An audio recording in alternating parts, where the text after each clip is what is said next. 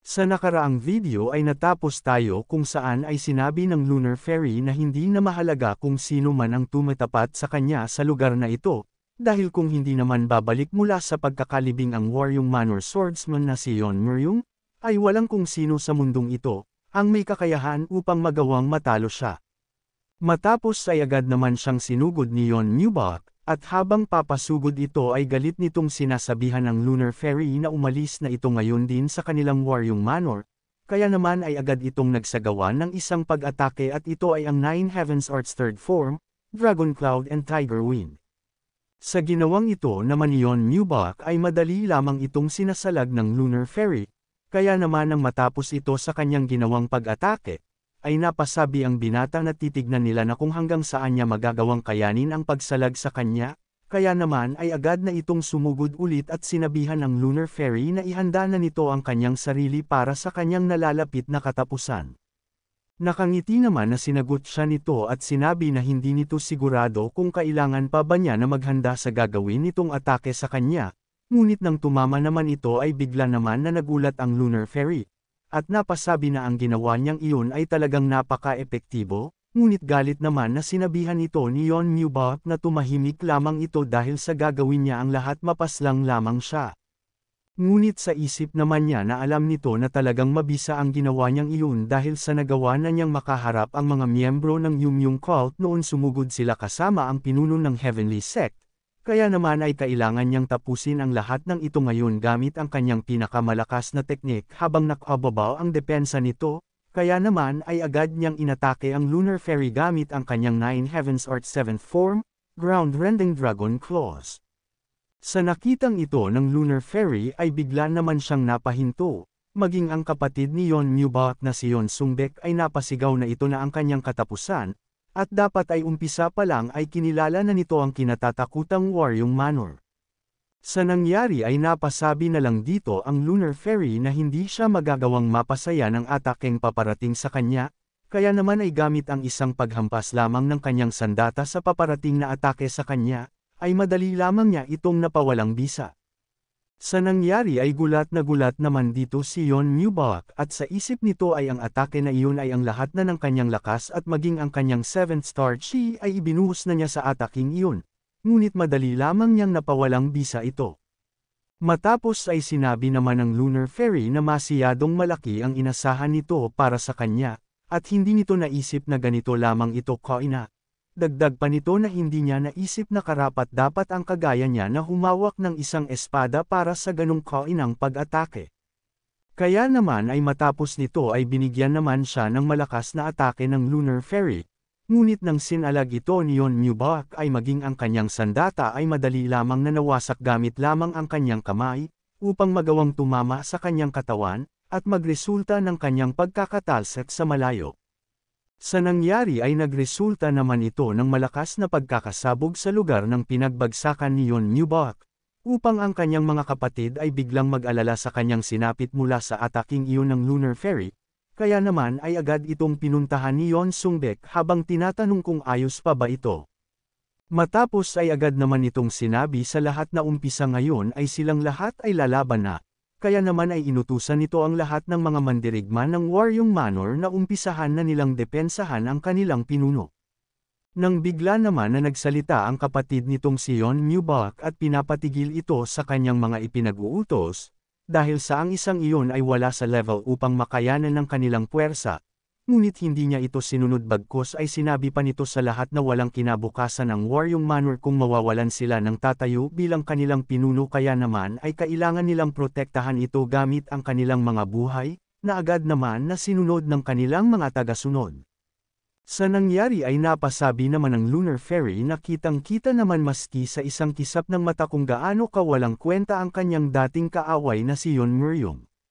Dahil sa hindi ito nagkaroon ng interes upang turuan ang kanyang mga tagasunod patungkol sa lakas na mayroon siya lalo na sa kanyang mga anak, kaya naman ay sinabi niya dito na hindi na siya nasisiyahan pa sa mga nangyayari, at wala nang dahilan pa para kumilos siya dito, kaya naman ay inutusan na lang nito ang kanyang mga alagad, at sinabi na sunugin nilang lahat ang mga ito at walang kahit na isa sa kanila ang aitetirang buhay. Sa nangyari ay tuwang-tuwa naman ang mga tagasunod nito na sundin ang kanyang ipinag-uutos na tila ba mga uhaw na uhaw sa pagdanak ng mga dugo, kaya naman ay agad na kumilos ang mga ito upang ubusin ang buong Waryong Manor. Makalipas ang ilang mga sandali ay nagawang masunog na ng mga ito ang ilan sa mga kabahayan na nakapalibot sa loob ng Waryong Manor, at nagpatuloy sa mga pagpaslang sa mga tagasunod ng mga ito. Habang pinagmamasdan naman ni Yon Mubak ang mga nangyayari sa paligid, ay naiinis ito dahil sa hindi nito naisip na ang mga martial artist ng Waryong Manor ay ganito lamang kadaling napapatumba. Kaya naman ay kailangan nitong maresolba ang sitwasyon nilang ito sa kahit na anong paraan. Ngunit bigla naman siyang pinigilan ng kanyang bagong asawa, at sinabihan siya na kailangan na nitong utusan ang kanyang mga tagasunod upang magsipag-atrasan na, dahil sa marami pang buhay ang walang awang mapapaslang kung ipagpapatuloy pa nila ang lumaban sa mga ito, at kung sakali ay matapos nilang tumakas dito at magtungo sa lugar kung nasaan ang kanyang mga magulang, ay maari pa silang makapagplano para sa hinaharap. Sa nangyari ay napahinto naman si Yon Mubak sa sinabing ito ng kanyang asawa, kaya naman sa isip nito ay naiinis siya at napapatanong na kung sa ganitong paraan na lamang ba talaga magtatapos ang kanilang Waryong Manor, siya bilang pinuno na walang magawa na kahit na ano sa sitwasyon nilang ito. Kaya naman sa nakikita nitong pagtupok sa mga bahay na nakapalibot sa lugar, ay agad itong nag-utos ng malakas at sinabi na huminto na sa pakikipaglaban ang lahat at umatras na lamang, dahil ngayon ay kailangan na muna nilang isuko ang Waryong Manor. Sa nangyari ay naiinis naman ang mga kapatid nito dahil sa wala silang magawa upang matulungan ang kanilang matandang kapatid sa pagresolba sa sitwasyon. Kung umabot ka na sa parte ng video na ito ay maari lamang na i-click ang like at super thanks sa baba bilang pagsuporta. Maraming salamat. Kaya naman, kagaya ng kung anong nangyari sa pamilya ng Sword King sa Nangang Clan, ay ang kasaysayan ng Waryong Manor, ay nawala na lamang ng biglaan kasabay ng pagtupok ng apoy sa lugar na ito.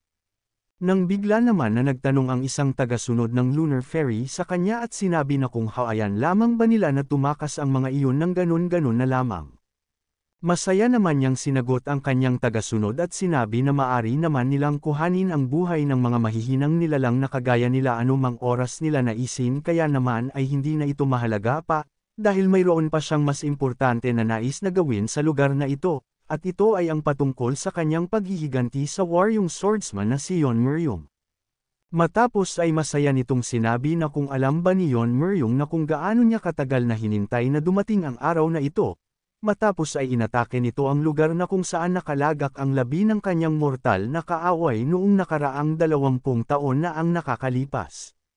Maya-maya pa ay matagumpay na niyang nakita ito dahil sa nawasak na niya ang mga pader na nagtatago sa libingan ng dati niyang kaaway. Matapos ay masaya nitong sinabi na kung sa tingin ba niya na ang paghiga lamang sa ilalim ng lugar na kagaya nito ay magagawang tulungan siya na matakasan ang nais nitong paghihiganti, ay nagkakamali ito.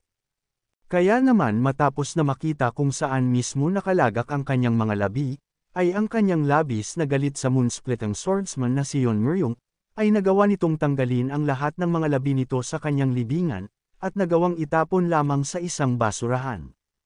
Sa isang inaman ay agad na kumalat ang mga balita patungkol sa kung anong naganap sa Waryong Manor at sa ginawang kalapastanganan ng Lunar Fairy sa labi ng dating pinuno ng Waryong Manor na si moonsplitting swordsman Yon Meryong. Sa di kalayuan naman ay naririnig nila Yon Juka at Yanggak ang mga kahindik-hindik na nangyari sa Waryong Manor, kaya naman ay agad na nag-alala dito ang matanda sa ating bida. Sa narinig naman na ito ni Yon Juka ay agad nitong inilapag ng malakas sa lamesa ang kanyang chopstick at huminto sa pagkain, at nagpalabas ng malakas na enerhiya habang nagtatanong na kung sinong lapastangan ang naglakas ng loob na gawin ang bagay na iyon sa labi ng kanyang ama, at kung saan mismo niya ito inilagay. Kaya naman kung gusto mo na masubaybayan ang ating kwento ay i-open mo lang ang notification bell pagkatapos mo na mag-subscribe.